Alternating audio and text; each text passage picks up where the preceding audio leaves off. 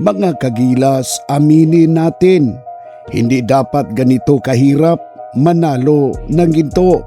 Pero sa SEA Games final na ito, ang laban ng Gilas Pilipinas ay hindi lang kontra Thailand, kung hindi kontra pressure, ingay at desisyong kwinestyon sa laro. Dahil dyan, mas lalong nagiging matamis ang gintong ito. Host Thailand, puno ang arena, lahat ng energy nasa kanila. Normal ang home court advantage, pero ang tanong ng marami, hanggang saan ang tama?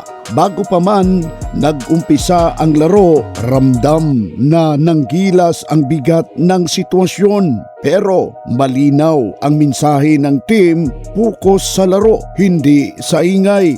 Sa unang quarter, dikdikan agad, walang libreng puntos, walang atrasan, bulik, kontrolado ang tempo, malunso, lakas loob, tapang sa depensa, support cast, handang sumalo kahit may mga tawag na ikagugulat ng bench, tuloy pa rin ang laban. Pagdating sa fourth quarter, dito nagbago ang ihip ng hangin.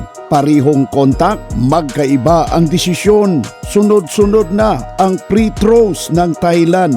Gilas, kailangan maging perpekto. Dito, lumutang ang salitang umikot online. Markado 5. Hindi ito reklamo, obserbasyon ng buong basketball community. Sa ganitong sitwasyon, dalawa lang ang pwedeng mangyari, bumigay o tumibay.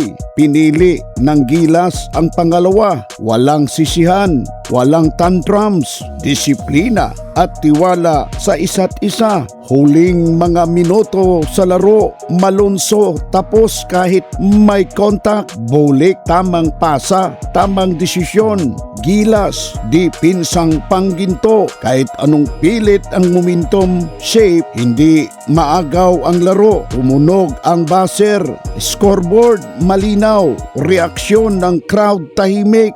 Hindi lang ito panalo ng scoreboard, panalo ito sa prinsipyo, tapang at puso. Pinakamatamis na ginto ito dahil hindi ibinigay, hindi naging madali, hindi mapigilan, at ang buong South Asia, isang mensahe ang malinaw. Kahit anong pressure, kapag handa ang Gilas, kampiyon pa rin.